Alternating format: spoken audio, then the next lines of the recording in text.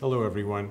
In this short segment, we're going to introduce the topic of restoration of historic Pueblo pottery. So this is a beautiful Santo Domingo storage jar that dates to around 1900 or the 1890s.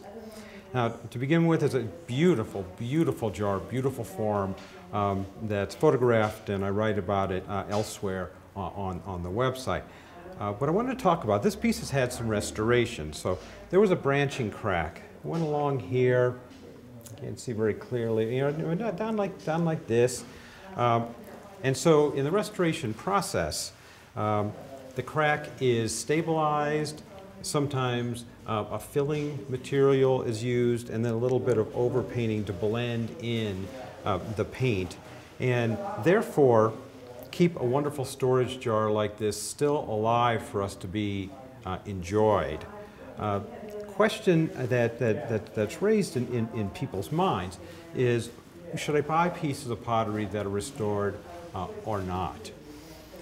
And it's a decision I make as a dealer and a collector myself on a piece-by-piece basis. The fact of the matter is, I think this is a wonderful piece. It's, in a sense, about 97% totally intact. There's a difference between cracks being filled and repaired and a little bit of overpainting to blend in colors, and a whole section of a pot being removed, replaced by a restoration artist, and then you wonder whether it was the 1890s potter or the restoration artist who's actually the creator of the jar. If that's the case and that much restoration is done, as a dealer and a collector, I would stay away from pots of that sort.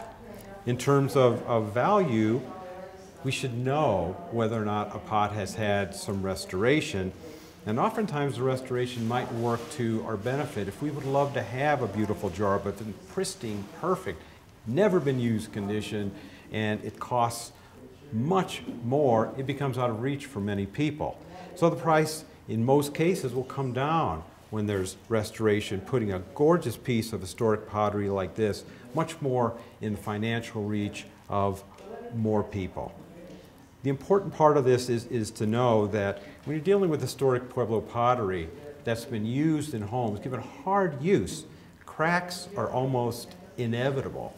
And you take the harsh environment of New Mexico, where we're high, we're dry, but it gets cold and it gets hot, and there's expansion and contraction. It's inevitable that cracks, once they start, will begin to open up. So the question remains of how ethical it is to save these pieces of pottery by doing some minor surgery to keep them intact. And I think it's the responsibility of dealers and collectors to try not to have these beautiful forms disappear before their time. We should always ask a question about historic Pueblo pottery. What do you know about condition? What do you know about restoration? Can you try to show me so I understand? And then we'll have a better sense to be able to make our own decision about value versus the question of restoration or no restoration. Thank you.